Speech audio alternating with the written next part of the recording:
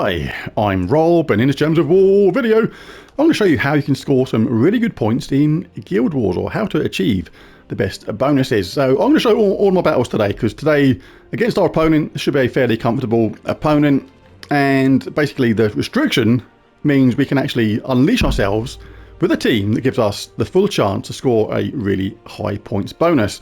Now, due to the restriction, it's not always possible to score the highest points possible. Like anything above 1,400 is a really good score. But depending upon the restriction, it's not always going to be possible due to the bonus points, which I'll just explain now. Now, there are two areas of bonus points to really concentrate on. The biggest one is 12 bonus points for winning in 2 turns or less. Like I say, due to the restriction, that's not always going to be possible, but it is today. So hopefully we can show that. So 2 turns or less. 1 turn is your go, including all extra turns. The opponent's go, including all extra turns, and back to you. That's 1 complete turn. So winning in 2 turns or less, 12 points. The second big bonus point scoring area is to win with all your allies alive. Now, because we're concentrating today on that winning in 2 turns or less, that naturally preserves your allies, because the enemy isn't going to have a chance to kill us. So that's a natural way to get both of those bonuses at once, by winning quickly. Basically, when playing Guild Wars in this iteration, scoring or winning aggressively is better than playing safe to win. If you play aggressive, then it's going to give you a much better chance to score those 2 bonuses. Now, the other scoring areas where you can pick up bonus points as well is by killing an enemy in a single shot. This gives you a +3 bonus. And you can also get extra bonus points by doing extra moves. If you receive 2, 4, 6 or 8 extra moves, you're going to score an extra 1, 2, 3 or 4 points. So it is important to take those extra moves, but it does cap pretty quickly.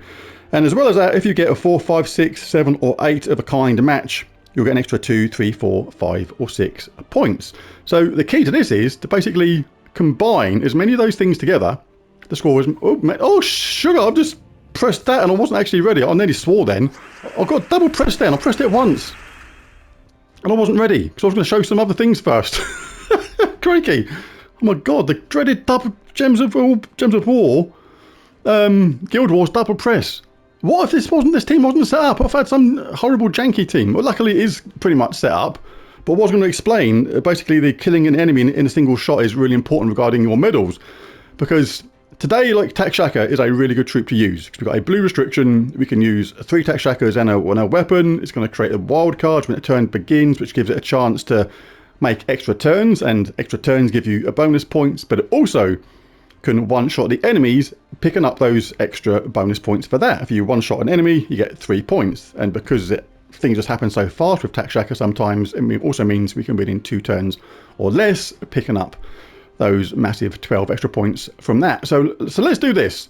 But first of all, what you do before, it's probably easier on the next battle, but you'd check the enemy's life and make sure that your Tac Shaka is doing enough damage to wipe them out in a single shot to get that 1-shot bonus. This is where use of nicer medals is kind of being smart about it, because so many people just put nicer medals on without thinking about it, and when you look at the enemy, it doesn't actually make any difference regarding any of their life levels for it to be 1 shot or 2 shots. Quite often it'll be 2 shots, but the Nicers still keep it in 2-shot range, so you're better off basically starting with an Arnu medal to give you a start on mana, or some Orpheus medals if they have status effects which can freeze you and stuff like that. So let's wipe these out. Don't rush, always take your turn, take your time. We're not frozen anywhere, so we can take this 4 match here. We can get some bonus points for that if we get enough 4 matches, but we are about now to wipe out the enemy with our last Tac Shaka, or our Tac Shaka cast, and win the game. And then take a look now at the bonus points. We're going to get the +12 for the 2 turns or less, the +10 as well for the all allies remaining. Let's let it go by slowly. And we made those bonus points there on the connecting. Received 2 or more extra moves. They didn't get many points for that because it all happened so fast. But that's the thing. Like, if we didn't get loads of extra turns, but we concentrated on the Dominion one for +10 with all allies remaining. There you go, the Assassin one for killing an opponent in a single shot. And we also won in 2 turns or less, so that worked out pretty good. Alright, so for the guild, we'll go whichever way is least populated, or gone. Top path and bottom path are kind of even right now. Let's go this way. Try not to get the dreaded double button press. So this is a stronger opponent this time, so let's take a look at their life. Right, they got 102 life on that one, 117 life there, 96 life there, and 118 life there. My attack shackers hit plenty hard enough to actually take them out. Obviously this is true damage, so I can look at their life on this. If you're unable to use decent true damage troops, you gotta look at other damage dealers. I'm doing this based on what we're seeing today. Now they are going to use Elementalist class, which is a bit of a pain because we are gonna potentially be frozen. As well as that, they can get those 4 matches, of course, and burn, stun, freeze, and entangle us along the way. So my Nausea medals are a complete waste. If we look at the highest life on the enemy here, we've got 102, 117. 117 is going to be the highest. No, 118, look, from Yasmin's Chosen. So 118. I'm doing 140. My Nausea medals are completely wasted. I may as well actually just start again with my medals and say, okay, I'll still have a Anu. Want to give myself the fastest start possible because, like I say, the winning in 2 turns or less is the biggest bonus. But if we go now to medals of Orpheus to combat their annoying Elementalist, we can still one-shot the opponent. We're still going to hit him and kill him with a single shot, but we've now got a chance to cleanse ourselves if we need it, which is really, really important. So like I was saying earlier, that's where basically those medals of Nausea, which people put on by default sometimes without really thinking about it, are basically wasted. Right, so let's just check that again. There we go. We're still doing enough damage to wipe out the enemy in a single shot, but we've now got the benefit of those extra Orpheus medals at the same time, if we need them. So we are relying on a bit of luck with our attack shackers to give us those bonuses, but always take things like this. This is really, really nice towards the bonus. And I think I've got things like Lightning Strike turned off because you want to control the board. Lightning Strike sometimes will actually mess up the board. We're going to take all these bonuses when they're there. Do not miss out on any of these 4 matches. We get some really nice bonuses from these. Both our attacks are up, so we're going to win the next round anyway, even if attack shacker doesn't loop. Take your time. Check out these bonuses. Nothing to gain by just casting attack shacker now. It's like just check out those 4 matches. Check out for cascades if you want to really squeeze points out of it and take a risk. You can cast Wand of Stars in this case. You may get a big match and get even more bonus points, but I want to get rid of that Tannenbaum at the top. And we did loop, so this is going to be a no-turn win for us. This is like really, really good. I can't say no to that. Let's go for a no-turn win. No turns for the opponent whatsoever. It's going to be decent points here. So we're going to pick up that all allies remaining bonus, 10 points. It was definitely less than 2 turns. That's plus 12 for that. We one-shotted people. We made a 7 of a kind. We got bonus points from that. We received 6 or more extra moves. This was a good scoring round. There we go. Alright, an assassin again. Attack Shacker, so good for this. And on to the next. Fletcher. What do we got here? Ooh, this is an interesting team. Powerful, 20,550 score using Prismatic Orb. So their life is 158. Now this is what I was saying earlier about basically still wasting Medals of Nausea when you're not even a one-shot of the opponent. But so even if I've had Medals of Nausea, I'm going to have to actually hit these twice. So even with Medals of Nausea on now, it's still going to basically be a waste because I've still got to like hit these twice. I mean, I could take a look at it. Let's take a look. Let's put 3 times Nausea on and see if we become in range of wiping out somebody in a single go. Have I got that set up anywhere? Not quite. Let's do it this way. There we go. Right, let's see what kind of impact we have now. This is where like doing things like your kingdoms and pushing up all your different bonus points everywhere really comes into effect. Because if we're just 1 or 2 points short of wiping them out in a single shot, that is where the benefits of all those extra points you get from everywhere in the game that pushes up your stats in general Right, so let's make sure we don't repeat the same battle. Let's go to here again. Try not to get that double button press it that we had before, really annoying. So my attacks now, yeah, 154 true damage. So this is good. Still gonna have to hit that one twice, but for these ones, we can wipe all of these out on a single cast now, which is really, really cool. So right, let us go again with that. I've got a slower start, because I'm not going for the Medal of Honor this time. I mean, I could put this to the top and wing it. The good thing about this kind of Guild Wars right now is the fact that most of the opponents aren't mega strong. I could put this to the top end and risk it for a biscuit, but basically I like it this way around because attack uses 3 of the colours. Any of the remaining colours are going to feed into Wonder Stars anyway, which I don't mind. So let's give this a go. Again, looking for a nice quick start if possible. Not too worried about my attack being entangled. And Wonder Stars is up already, but before we cast that, even if we need to, because basically I'm not relying on attack for the skull damage, but we'll definitely take something like that. That's another nice big bonus there. We're not quite ready to go on our attack shaka. We have got the top 2 troops entangled, so there's quite a lot of purple and yellow there, but I want the cleanse, and we could get a really nice bunch of matches on this as well.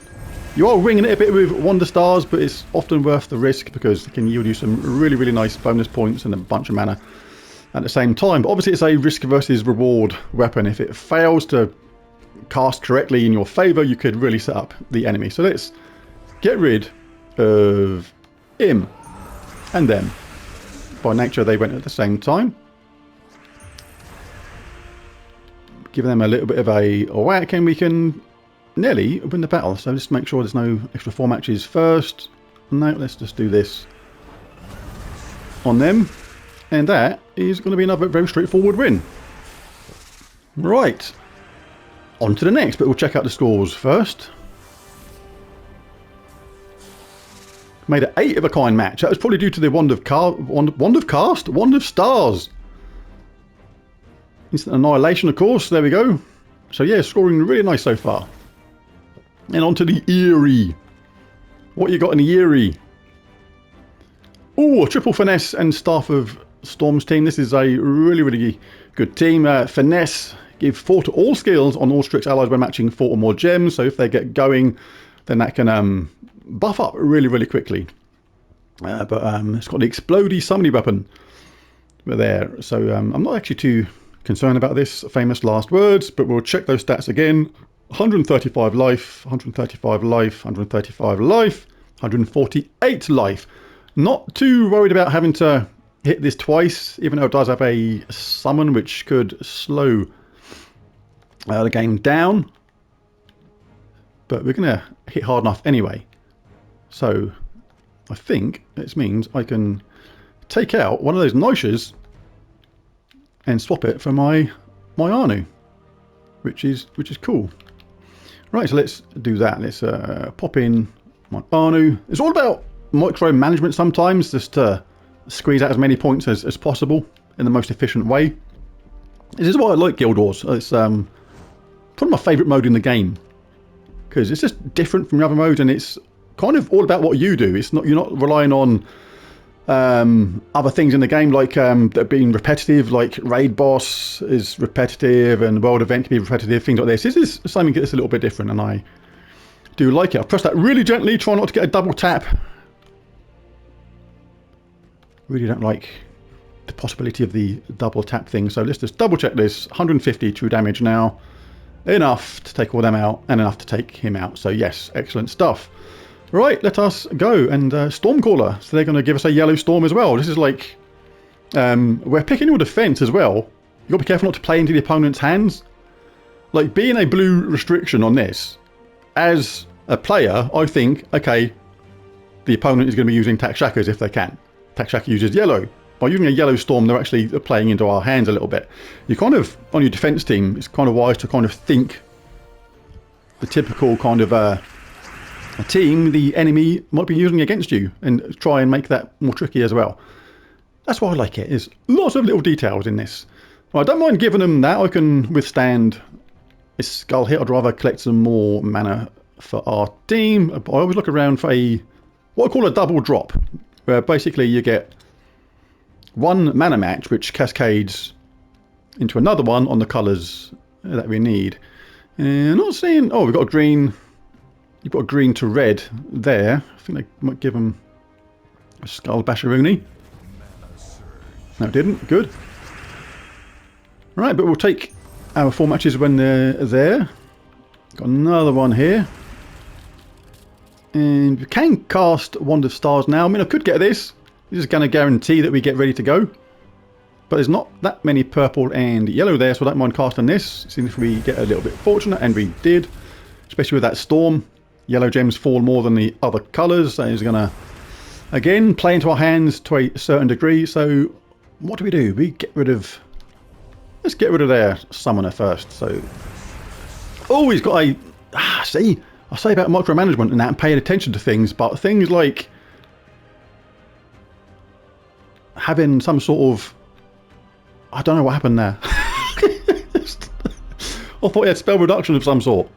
That's what you got to watch out for. Why didn't I kill him? What? I don't know. Something happened. And we didn't kill them. But anyway, we did now. And we got an extra turn, and attack is up again. And I think we just go for that as another quick, straightforward win. So yes, good scoring so far. But this is where it all matters at the Palace. If you lose now at the Palace, all this hard work has been for nothing. You're still going to end up scoring 800 and something. So we have to make sure that we win here as well. So connect 5, didn't get the connect 6 or 7 bonus. And got 6 extra moves, so I dropped a point or 2 there. But still got the big 2, the instant annihilation and the domination. That is the most important too. Alright, onto the Palace. Let's hope it's not a nasty Maelstrom Dagonath team or something like that. And, ooh, what we got? Oh, this is quite strong. Meteorodon up top. Dealing damage to all enemies. Chance of an extra turn. 119 life, so we can one-shot that. The Grey King, very dangerous. Destroy all gems of a chosen colour. All enemies of that colour take magic-based true damage and are mana drained, silenced, and frozen. So you have to pay attention to that as well. Obsidian, Libram, really good weapon. Exploding, magic +1 gems, then summon a Obsidian Depths troop. Really, really good. But it is mana blocked on 2 troops entirely, so that's not going to get charged anytime quickly. But Leprechaun does explode gems from the start, which gives these a chance to get going. So let us do the life check. Leprechaun, it's got a load of life. Leprechaun's got so much life, it's nuts. 141. They've got 146. So 146 is the highest. As long as we are above that, we are going to be good to go. So I can go to the version of this where I had a medal of Orpheus 2, and this should still be okay. I'm super wary now of going into this thing and getting that weird double press where it just started immediately on this part here. That was a tap. I tapped it and took my hand off so quickly it was mad. So Palace, here we go. Last fight. Let's just double check this. 148 true damage. Let's double check for any reduction from spell damage and stuff like that. But no, he's doing Elementalist. Right, so we should be okay to go. So 146 life, 141. We're hitting hard enough. Right, let's go. Let's see if we can get going with this. Got a Wand of Stars. If the Elementalist gets going, we can cleanse ourselves. We got a nice start at the beginning there. But we are frozen on yellow. That's a little bit annoying. So we're probably not going to get the minus the 2 turns or less bonus for this one. I mean, the yin and the yang of this is you can take this, but you're only going to get a low amount of mana from it. Because you can't get a mana surge on a automatic 4 match. Or I could take more over here and give them that yellow, being as though they don't actually use yellow, which is what I'm going to do. Alright, wandered up. Need to cast this, or do we go with our tax straight away? This is a tricky decision. So we've got 154 damage. I think I need to take out their Grey King and the Meteorodon, but there's not many yellow or purple there, so I'm going to go for this. My cast wand. We did get the extra turns, that is important. So now we can possibly loop with our attack. And oh, took out the main two. Fantastic.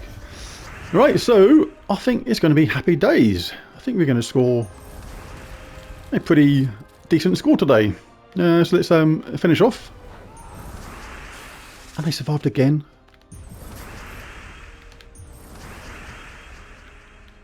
But where are we? Have we got any extra turns? Always look around for extra turns.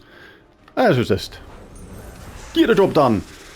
I mean, when you can use like things like 3 times tack shackers and things like that, it does take a lot of the thought away from the strategy of the game because it's just so simple to use. But the point of this video is just to show how you can score some really nice scores due to combining the different mechanic scores, getting those quick wins in 2 turns or less with all allies remaining, getting some extra turns from just natural 4 matches and 4, 5, 6, 7 matches, as well as obviously annihilating opponents with a single shot with a troop like tack shacker. When you can combine all those things at once, that is when we get some really nice scores. So today we scored 1,412. Really good score, absolutely happy with that. How you can score good points, but like I say, it's not always possible every single Guild Wars due to various restrictions. But there's a video. If you enjoyed it, it'd be really cool if you bash that like and subscribe button. It really does help. But most of all, thanks for watching, and I'll catch you again in the next one. Bye for now.